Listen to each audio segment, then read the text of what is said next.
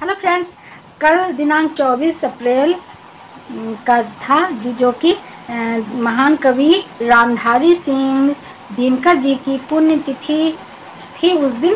तो मैं गई थी आरण्यक काव्य मंच में, तो वहाँ पर एक काव्य गोष्ठी का आयोजन हुआ था और वहीं पर कुणाल कांत वर्मा जी, जो कि साहेबगंज कॉलेज के पॉलिटिकल साइंस के प्रोफेसर हैं, उन्होंने दिनकर जी की जीवनी की व्याख्या इतनी अच्छे ढंग से की कि मुझे बहुत अच्छा लगा और एक जागरूकता उन्होंने फैलाई, लोगों तक पहुंचाई। और मैं चाहती हूँ कि उनका वक्तव्य आप सभी भी सुने और अगर कुछ सीखने को मिले तो मेरा यह वीडियो अपलोड करना सफल होगा।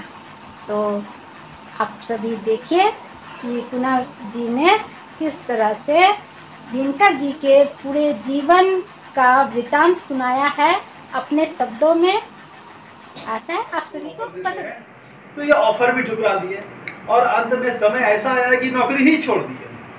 बोले कि ठीक है जाइए, अब हमको जब राष्ट्र चेतना ही करना है, नौकरी उसके लिए बहुत छोटा सा चीज है।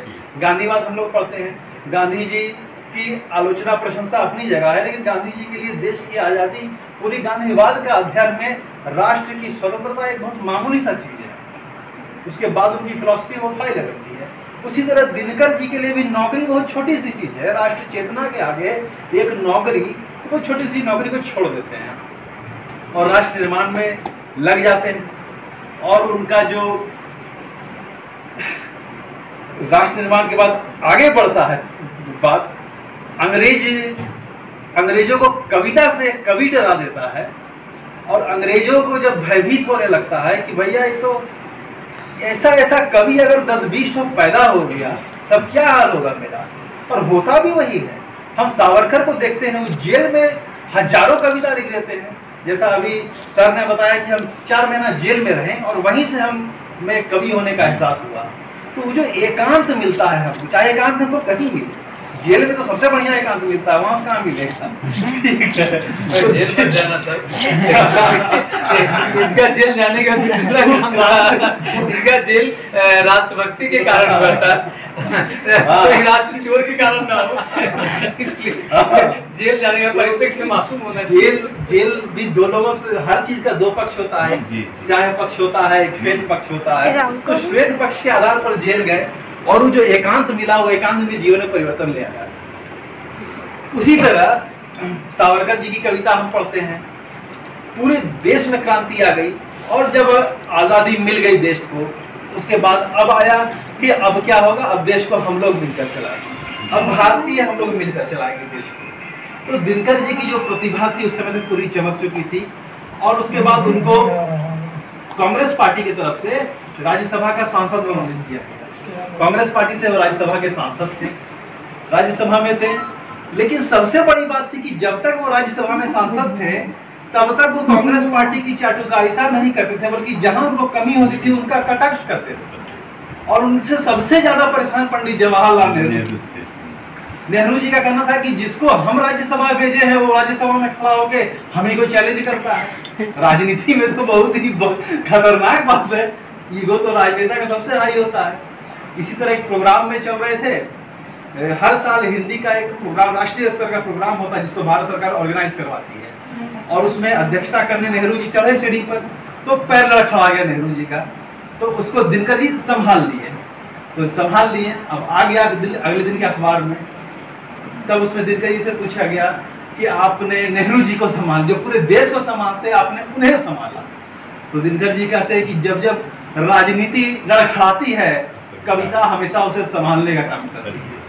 तो उन्होंने नेहरू जी को भी कोट कर दिया, अपने आप को भी कोट कर दिया, राजनीति और कविता को भी कोट कर दिया। सबसे जो उनके जीवन में समय आता है दुखद, वो 1962 का युद्ध होता है।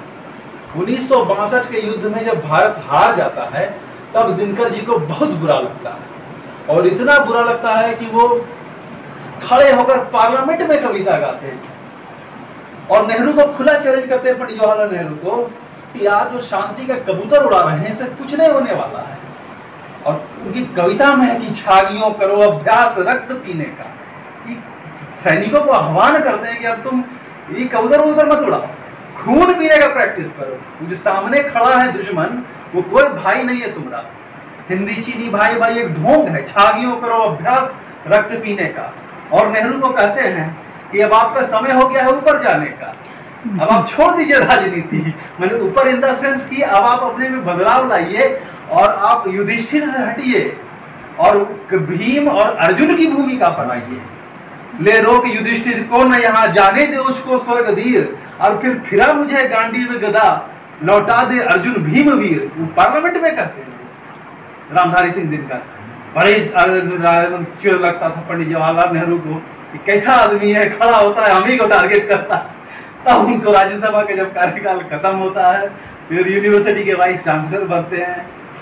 और वीर रस के कवि थे, बहुत सा रस है कविता में हिंदी साहित्य का। वीर रस की कविता, वीरता पर, राष्ट्रभक्ति पर लिखते हैं और बहुत अच्छा बात लिखते हैं।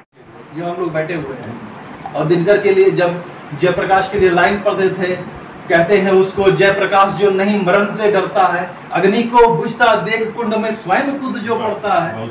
अब इस तरह का पंक्ति आप किसी नेता के लिए कहेंगे तो जनता में तो उबाल उठेगा ही।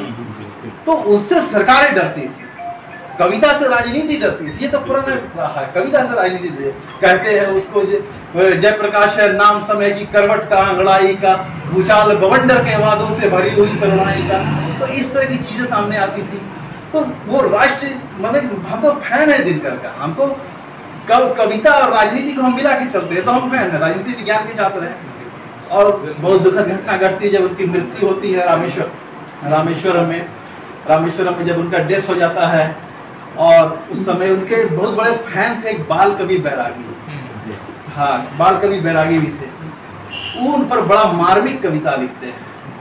हाँ, कि क्या कहा कि दिनकर डूब गया दक्षिण के दूर दिशांचल में। दक्षिण में रामेश्वरम में उनकी मृत्यु हुई थी। क्या कहा कि गंगा समा गई रामेश्वर के तीर्थ जल में। क्या कहा कि नगपति नमित हुआ तिरुपति की धनी पहाड़ों पर। क्या कहा कि उत्तर ठिठक गया दक्षिण के ढोल नगाड़ों पर। वह राजनीति का कुछ अंकुश, वो अघट अनेक रिप विशेष, राजीव नयन वह करुणा कर, वो संस्कृतियों का अर्थ श्लेष। और अंत में वो कहते हैं कि वो मूंद गया अपनी आंखें। क्या कहते हैं वो चला गया और अधघायल माता हिंदी को वो बांध हिचकिया रुला गया। ये बाल कवि बैरागी के लाइन है, किसके प्रति? दिनकर के प्रति। तो इस बात से समझ में आता है कि वो किस लेवल के कवि थे, राष्ट्र कवि वो थे। तो उनको देखने का मेरे जैसे लोगों का नजरिया थोड़ा अलग है। और वो प्रेरणा स्रोत है मेरे। जब हम स्कूल में एडमिशन लिए, 9-10 में आए, तो उनकी एक पुस्तक मिली, रश्मि रथी। हम झारखंड सरकार को या गवर्नमेंट ऑफ इंडिया को हम बहुत बहुत धन्यवाद देना चाहेंगे कि अभी यूजी सेमेस्टर 1 के जो हिंदी के AICC का जो एकदम कोर्स है, परमानेंट कोर्स, वो हर छात्र को पढ़ना है जो हिंदी लेगा 50 नंबर का, उसमें ये पुस्तक अनिवार्य है। दो ही चीज आपको पढ़ना है, एक रश्मि रथी रामधारी सिंह दिनकर का और दूसरा व्याकरण। तो जब हम ये तो अभी ग्रेजुएशन में स्टूडेंट पढ़ रहे हैं, हम स्कूल में ही पढ़े। तो स्कूल में ही जब हम रश्मि रथी पढ़े तब हमको लगा कि हमको क्या मिल गया है मेरे हाथ, इतना बड़ा चीज। और सबसे मजेदार उनका जो 5वां सर्ग था, जब कृष्ण अर्जुन के पास जाते हैं, दुर्योधन के पास जाते हैं कि चलो 5 गांव दे दो, अब तो वनवास कट गया है, ये वो। और अर्जुन दुर्योधन जब कहता कि बांधो इसको, आपको समझाने आया है, और जब विकराल रूप दिखाते हैं, वो लाइन जब वो 5वां सर्ग हम पढ़े तो मेरा रोंगटा अभी भी खड़ा हो जाता है कि वो दिनकर किस लेवल के कवि थे। मतलब वो कवि नहीं, हर घर में अगर भारत में हिंदी भाषी बोलने वाला व्यक्ति या अन्य भाषा जो हिंदी से थोड़ा सा भी लगाव रखता है, अगर वो दिनकर को नहीं पढ़ा तो वो किसी को नहीं पढ़ा। मेरा व्यक्तिगत रूप से ऐसा मानना है, अगर वो दिनकर को नहीं पढ़ा तो किसी को नहीं पढ़ा। तो दिनकर जी के बारे में जो मेरा ये सब निजी विचार था, जो हम पर्सनली सोचते हैं उनके बारे में जो ख्याल है, ये हम समर्पित किए हैं आप लोगों के सामने। बहुत अच्छा कार्यक्रम रहा, बहुत अच्छा लगा, अपनों के जैसा अपनापन लगा। ये नहीं लगा कि हम किसी कार्यक्रम में गए, लगा कि अपने घर में ही बैठ के हम लोग एक दूसरे के साथ हंसी मजाक, कविता पाठ, इंफॉर्मेशन, जानकारी सब शेयर कर रहे हैं। और इस तरह का कार्यक्रम हमेशा होते रहना चाहिए। हम सर से निवेदन करते ना पहुंचे और उसका विकास होते रहे।